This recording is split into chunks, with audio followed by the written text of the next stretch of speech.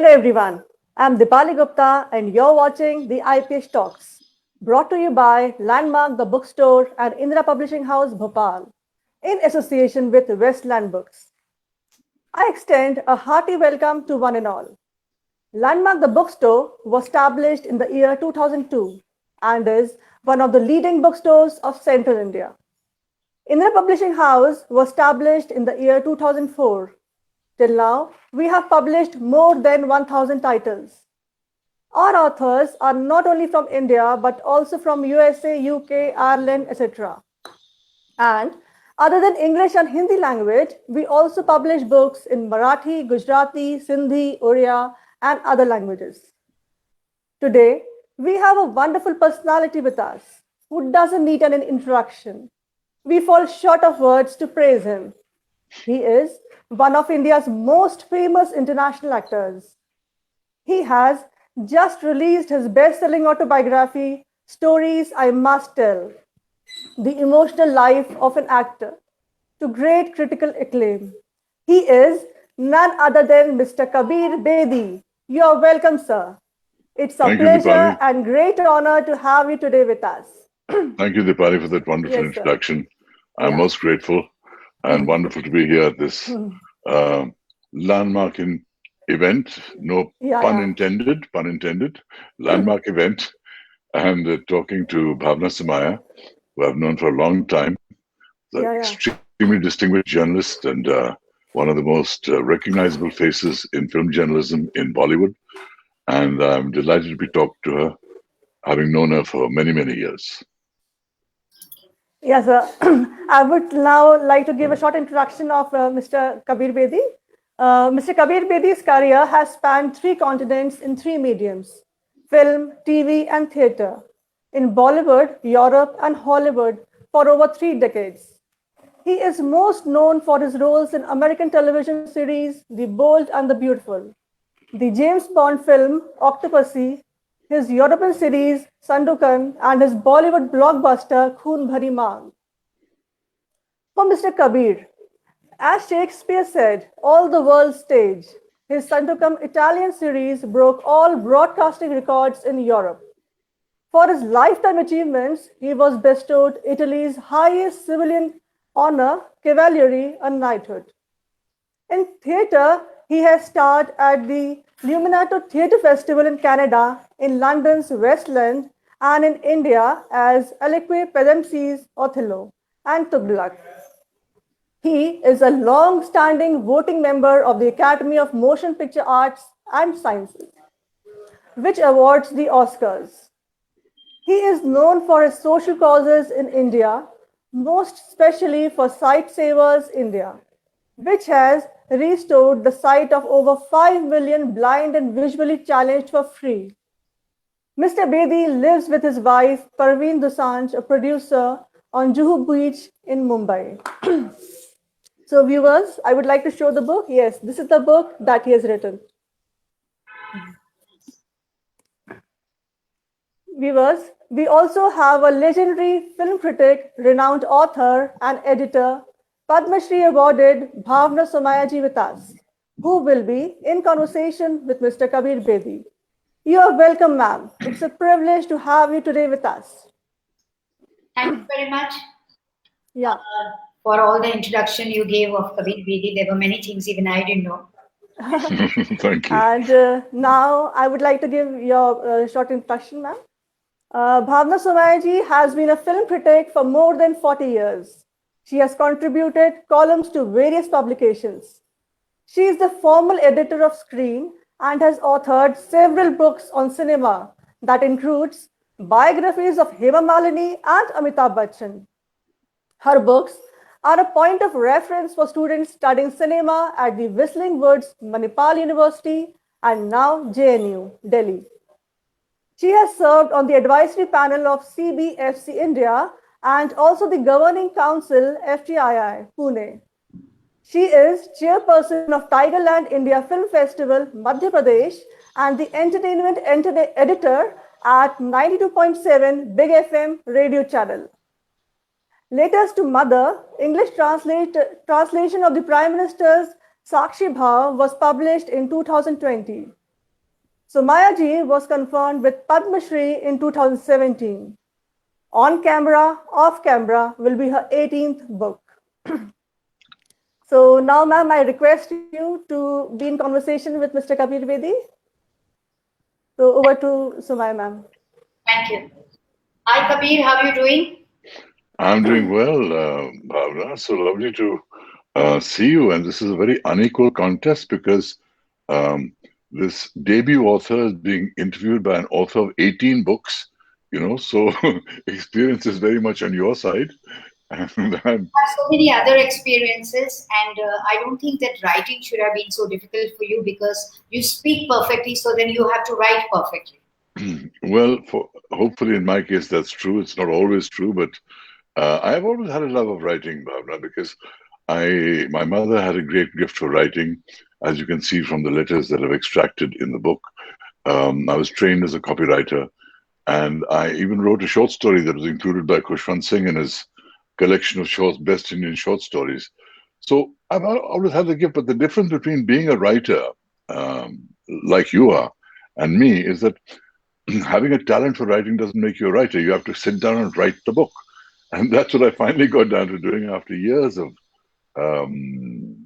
doubt, hesitation, lack of clarity. But finally, it was a story that was needed to be told. It was bursting to come out of me.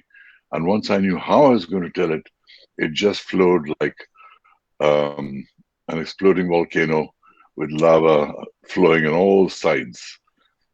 So what was that defining moment when you decided that, so now I have to get it out of my system? What happened?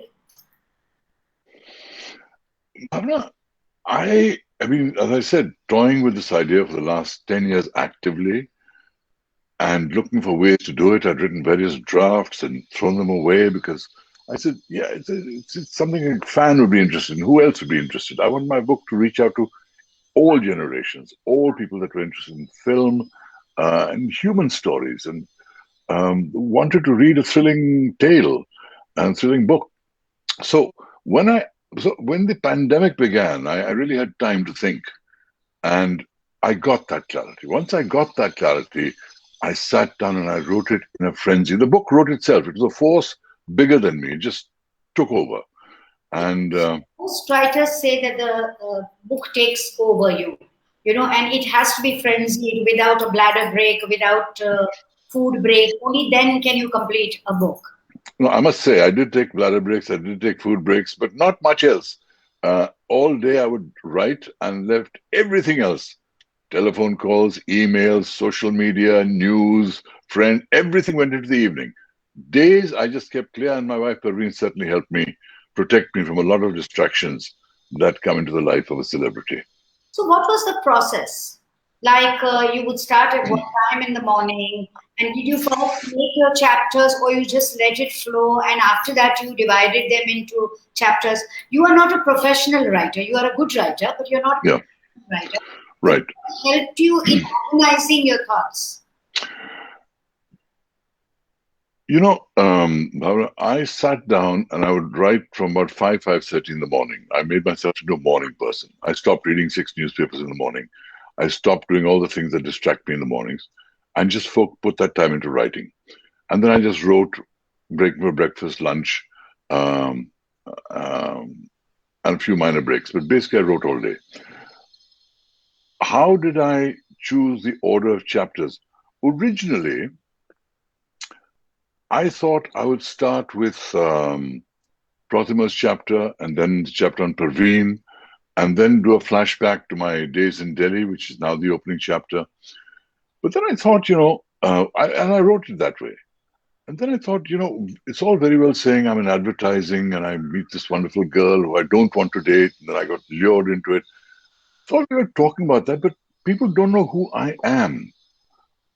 And therefore, I began with that chapter that begins with how I managed to get the interview with the Beatles, what grit and hustle it took to get into that room with them and get it done, and the tragic aftermath of that, and how that forced me to relook at my life and what brought me from Delhi to Bombay with 700 rupees in my pocket.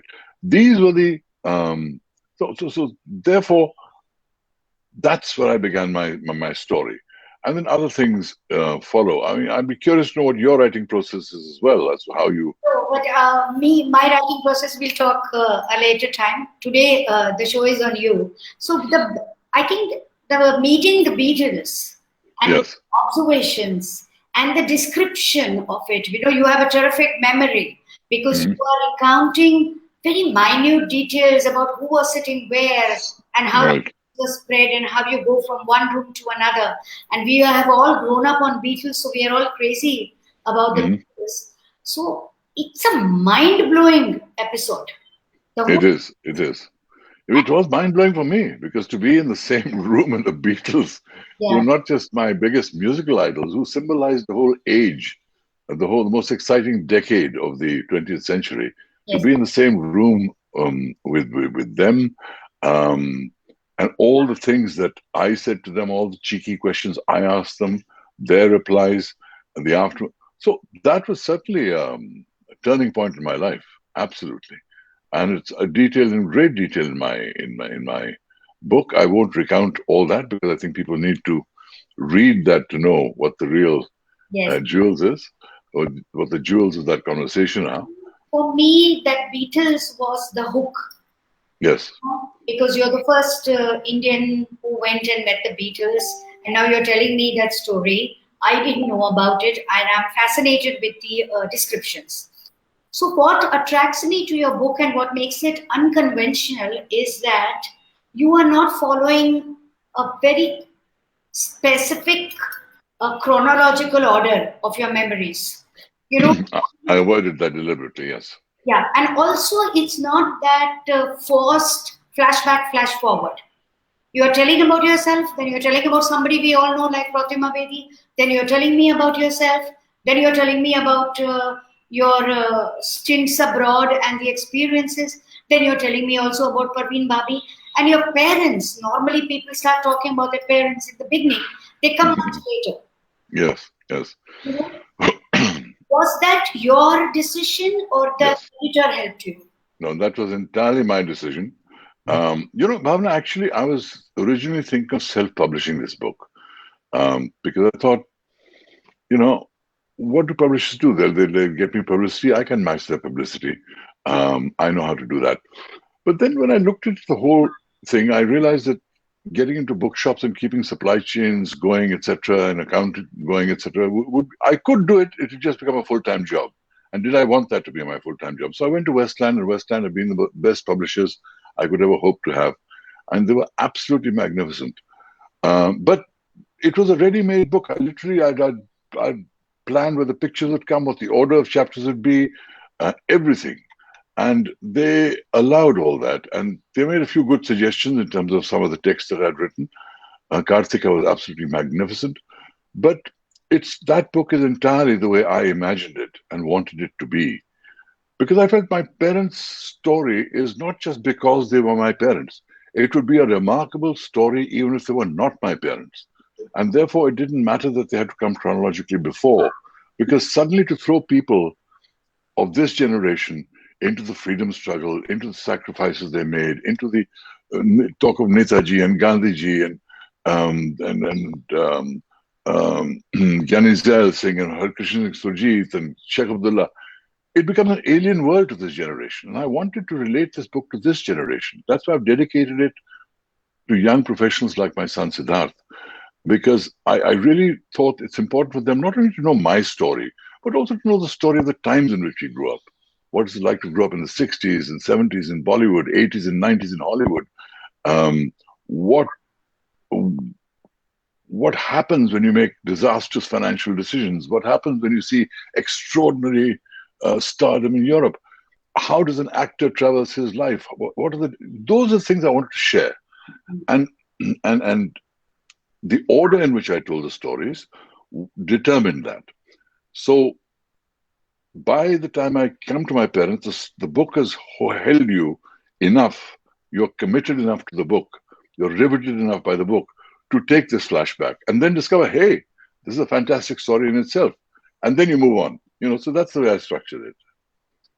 Somewhere you mentioned when it comes to Pratima, your wife, ex-wife, that she had already done a book and she had told her side of the story. And now you felt that you wanted to tell your side of the story. Among other things, yes. Among other things. But your book has come out at a time when the ex-wife and even the girlfriend, your live-in girlfriend, Parveen Bhabi, are no more. Right. There are no contradictions. There are no controversies. This is your truth. And that's it. Did all this raise a kind of a moral compass, moral issue into you? Was there any conflict? No, there was no moral conflict at all, because Pratima told her story the way she did in her own very colorful style.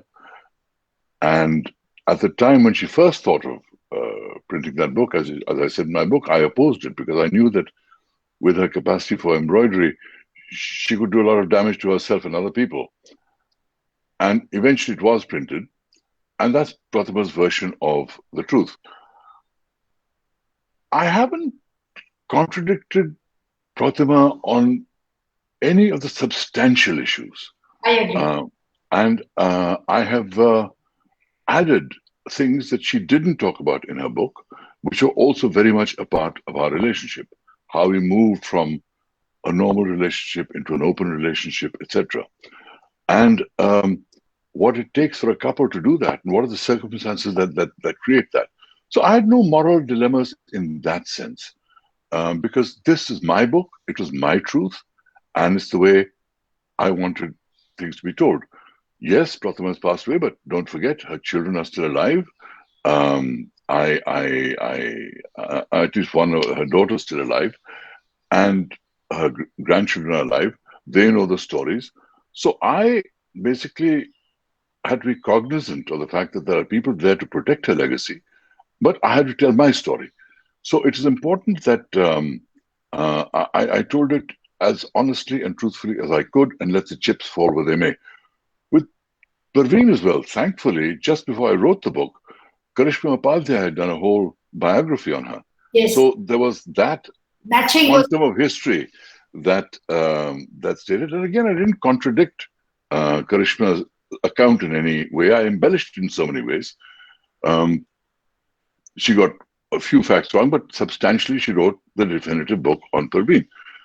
My experience with Parveen has to be unique because that's my experience with Parveen. And I'm not contradicting her, nor is she contradicting me. On facts, I can only embellish and share the depth of the emotional relationship we shared, the conflicts we went through, the things that separated us, and how that journey continued in a strange way even after we separated, up to the moment of her passing. How painful was it to revisit those memories? It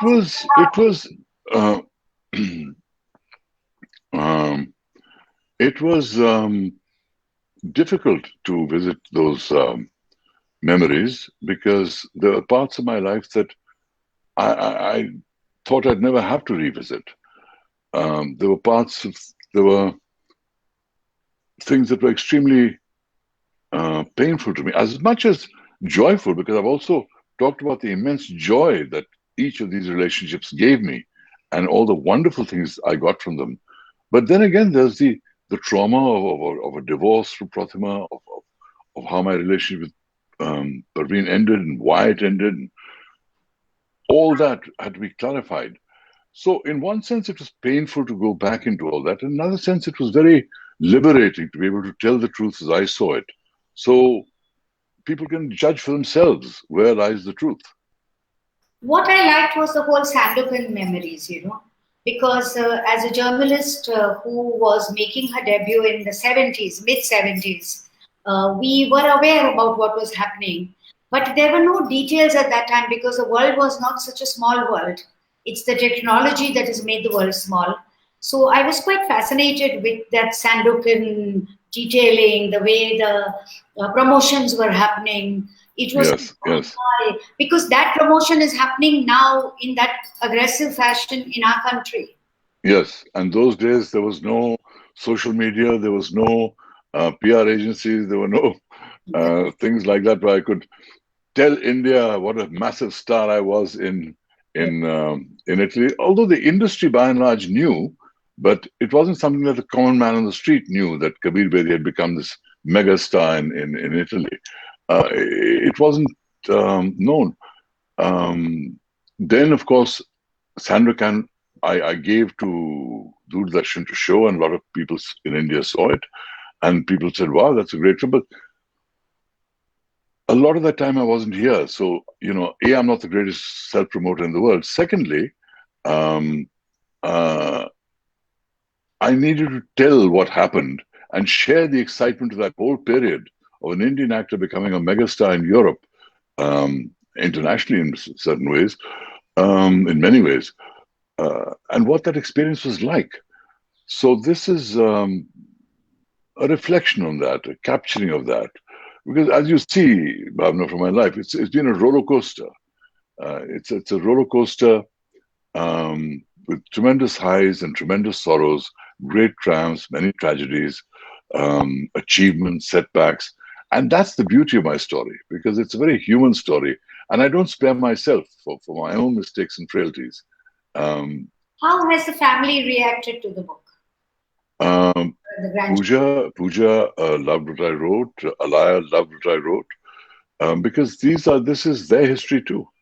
It's not just my story; it's their history. And of course, they'd heard some of the stories about Pratima from Pratima's point of view. Many of the things that I brought to light were a discovery even for them, and they suddenly understood things in a different perspective.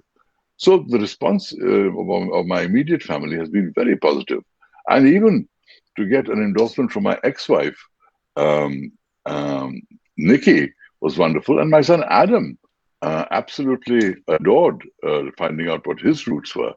So all of them have given me the most heartfelt appreciation of what I've done, which is great to know, because your own family can be your worst critics at times. How have the critics reacted? What did they say? The critics have reacted absolutely beyond anything I could ever hope for. The reviews I've got have been so wonderful. And I must thank you. You were one of the first people to review my book, even though you received it without a cover. But I made sure they sent you one with a cover. So I thank you for that. And really, to be given such wonderful reviews by such publications, it's like when Veer Sanghvi says to me, "This is the best memoir by an Indian celebrity that I have read." To me, it is the highest compliment in the world, because I revere Veer Sanghvi and think he's a fantastic person. And I admire his writing. So, and when you said lovely things about my book, when other great critics say such nice things about my book, I feel vindicated. It's like winning an Oscar, It's that joy that in my debut novel, talking about my life, my struggles, my achievements, my sorrows, somewhere it's touched a chord, somewhere it's touched people. And I bow my head in gratitude to all the reviews I've received, because no debut author could hope for better. And I'm the lucky one. When you were writing, were you sending chapter by chapter to your editor, or you sent the complete book? As I told you, I was planning to self-publish. I was 2 weeks away from actually commissioning the self-publisher and saying, go ahead with that. And then I thought better of it. And I'm so glad I did. So no other publisher even saw my manuscript. It was a complete manuscript, complete with the design of photographs and the cover design, completely handed, pitched to Westland. And Karthika immediately picked it up, Gautam and Padmanabhan immediately said, yes, we must go with this. And I had a publisher. So no chapter by chapter, no outlines written for them. I'm going to write. I've been very lucky, Bhavna, in the sense that for years, many publishers have asked me to write my autobiography. And I said, I will write it, but I will not take an advance, because I don't want the pressure of a deadline. I wasn't clear. Once I was clear, I wrote it, and then I submitted it. And I think it's worked out much better this way, because waiting to write it has given me a certain wisdom, a certain clarity with which I can look back on my younger self and other people's younger selves and be more compassionate and kind in my thing. Because even when I speak of people's feelings, it's never with malice, it's never with vindictiveness, it's with understanding. So just to tell you that after publishing 18 books, the next 3 books I'm planning to self-publish, but do it in the guided way, because I think for the amount of hard work we put in, amount of words we write, then we rewrite, then we reread for proofing, and what we make is nothing. So my money does not come from my books, or your money Yes. does not come from your book. We are doing several other things that we are doing. Mm-hmm. Yes. And what gives us our bread, butter, and jam. But now I'm not going to go to a traditional publisher. That is what I feel at the moment. I can change my mind after Right. experimenting. Anyway, coming back to you, you are an actor who has flirted with many mediums, the television, the theater, and the big screen. And you have dabbled with Italian cinema, with Indian cinema, and also the West. How does the grammar change, one for the technology and second for the culture?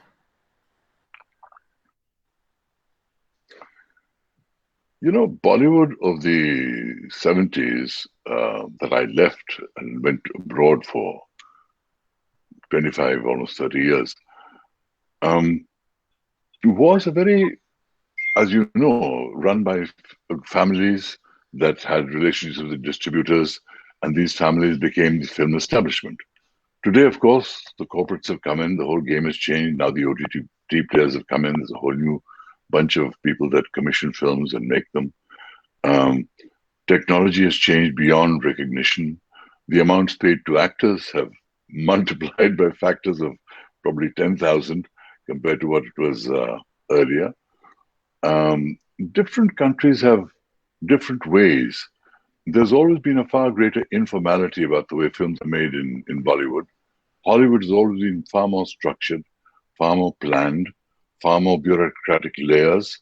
And they plan films with a kind of global vision. They want the films to work across the world. So it makes certain types of films, and that's why they're big on sequels and superheroes, etc. That are entertainment of the largest number of people. Bollywood has always specialized in song and dance routines as part of their dramatic narrative, and they do it almost like an art form. It is as unique to Indian cinema as opera is to the Italians. And nobody does song and dance better than Bollywood anywhere in the world. We have the best musicians, the best choreographers, and probably the best dancers as well. So I've always admired that in Bollywood. My tragedy was I was never a singing, dancing star. I didn't want to be a singing, dancing star, which if I had stayed on in Bollywood would have meant that either I had to become a villain or become a major supporting actor, because to be a leading actor, you had to be a song and dance specialist. And that was one of the reasons why I even thought of going abroad or extending my career abroad. And I must say, I will never speak badly of Bollywood, because Bollywood is what made me a professional actor. And Bollywood is what gave me the recognition that enabled the Italians to recognize me, which led to all the other things that happened. So there's a lot in my life that I owe Bollywood for. And in fact, in the middle of my Hollywood years, they called me back and gave me my biggest hit, Kumbhani Bang. So I have much to be, and even today, they're very respectful of me. I've done films with Hrithik Roshan and Shah Rukh Khan and Akshay Kumar ever since I came back. I'm very grateful for what Bollywood has done for me. And I haven't retired. Even now, we can do lots of things together. Why aren't you trying for the web series? Sorry? Why aren't you trying for the web series? But trying is the wrong word, because in this business, you're dependent on people asking you to do something. People have asked me to do various web series. I just haven't found the role that excited me enough to say, yes, I want to make a commitment to this web series. When I find that role, I will certainly do it, whether here in Italy or America, because don't forget, I am still, have been, and always will be an international actor, and who knows where my next acting job comes from. And I certainly think the OTT platforms are the most exciting place to be working today, because of all that the creativity that they've brought into the industry, into film, and all the wonderfully creative people they've employed who were earlier having problems getting their films financed. So there's much to be thankful to the OTT world for. And I'm sure that at someday my book will find its home in on one of those platforms here or abroad. But I feel I have a great story that I've told. I'm deeply grateful for the appreciation I've received. And I really hope that people take the trouble to go out there and read my story, because I loved writing it, I love telling it, and it's a hell of a tale to read. So my last question is, then after that we can give over to Deepali because she has people already waiting. Why did you choose the title that you have? Stories I Must Tell. Because I chose to tell my life not in a linear way, but through a series of stories. And there are stories within stories. There are many stories. And I feel that people love hearing stories. People don't want unnecessary detail. Kahani kya hai, aage batao. What's the next thing? What's going to happen? What's the suspense of it? That's why many people have called my book Unputdownable. I wrote this because that's the best way I found to get away from linearity. And they are stories I must tell because they tell of my life and because they were bursting to come out of me, and those stories that I had to tell. So these are stories I must tell. Great answer. Yes, Deepali, we are waiting for your verdict. Thank you, Bhavna. No, we are not over as yet. She's telling us something. Deepali? Yeah, so ma'am, we really had a superb conversation with Kabirji. And Mr. Bedi, I would like to know your experience with the Indra Publishing House talk show, the IPH Talks. I'm sorry? Yeah, I would like to know your experience with the talk show that we had today, IPH Talks. Oh, absolutely fantastic. And wonderful that Landmark is hosting this. And I have fond memories of Bhopal because I shot a film with Prakash Jha there. Okay, yeah. Chakraview. And it was a wonderful town, and I had a wonderful time there. And I've also hosted some events there. Okay. But I'm just so delighted when bookstores hold events because, yes, the online market is important. It's a big segment. But there's something about walking into a bookstore and smelling the books and feeling that atmosphere of being able to choose your books and browse. That experience is unbeatable. And I know Bhavna is a very avid reader because she browses in the same bookstore that I browse in Juhu as well. But I congratulate Landmark for providing that wonderful feeling of a place to be and browse and share.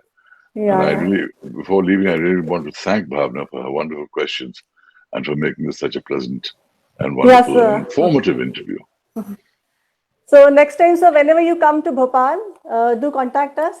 I would like to have a short meeting with you. I look forward to that.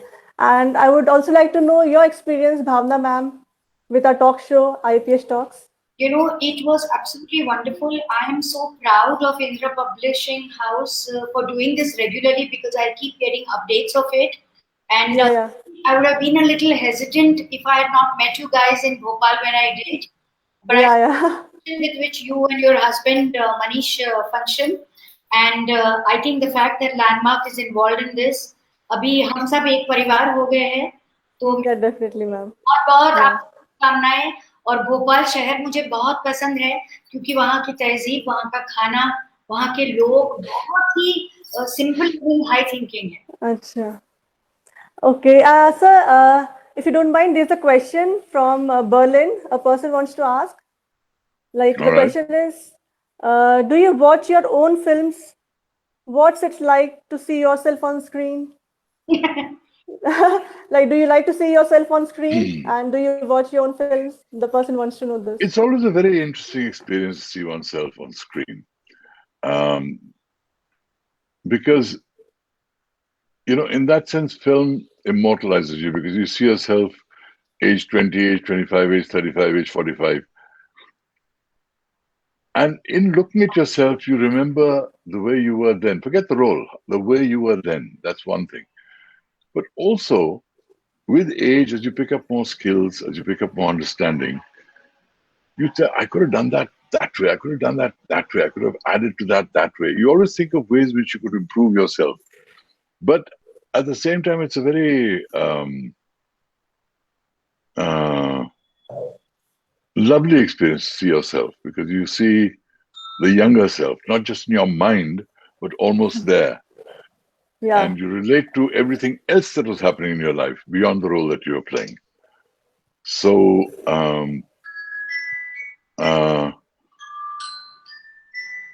it's a wonderful thing to see yourself. Yeah. And viewers, I would like to tell you that this book that is written by Mr. Kabir Bedi is available at Landmark, the bookstore, Bhopal. And yes, now absolutely. I would like, I hope people take the trouble to catch it, read it, buy it, and look at the lovely pictures in the book. At the end of the book, all kinds of wonderful pictures, which I'll share with you, etc. There's all kinds of stuff. Magazine covers, history, people, etc. So, enough said. Kabir, you had all these pictures with you or you traced them? No, I had a lot of these pictures with me. And I had carried them with me in the few files that I carried from across my travels from Italy to London to LA to back. Because one of the problems of being a freelancer and moving from continent to continent is where do you keep your things? Where do you keep your long-time records? And also the other problem is how do you stay alive in all these different, in the consciousness of all these people when you're all over the place? And I managed to do that on 3 continents. So that's not a bad achievement. But yes, I kept these pictures with me. And some I had to source from the magazines. But by and large, I had them all kept as part of my records in terms of what I'd gathered for myself. Great. Yeah. I think after listening to this conversation, people will definitely like to purchase this book. It was really very sure interesting. Hope so. For the sake of Landmark, for the sake of me, and not least for the sake of Bhavana, because it proves that her review was right. Yeah, definitely, it was right. So, viewers, now I would like to express my gratitude to the author, Mr. Kabir Bedi, for sparing so much of time from his extreme busy schedule and joining the event. I'm sure people will definitely learn from his experience as he has written candidly from his heart and soul. And I must mention deep sense of appreciation for Bhawana Somaaya ji, truly a wonderful soul who enthusiastically took charge of the theme and made the event successful. I would like to thank Westland Publisher for giving this opportunity to conduct the program. And most importantly, I would like to thank all the viewers for joining us. And thank you very much, Dipali. I hope that you all will join us. And I hope to see you all in our weekly event, Shaniwar ki Sham Lekhak Ke Naam. So I hope to see you all here virtually. And I welcome you all. Whenever you come to Bhopal, do contact us. We'll meet. Thank you so much. Thank you. Thank Till you so then, much. stay home, stay safe. Okay, bye. Bye, Thanks Bhavana. a lot. You know what happens, Bye. Kabir, when you're sitting at the edge of the seat, now after some time, you become uncomfortable because otherwise it becomes like this. Yeah. Right. Bye. Bye. Okay, ma'am. Thank you. Bye, sir. Bye.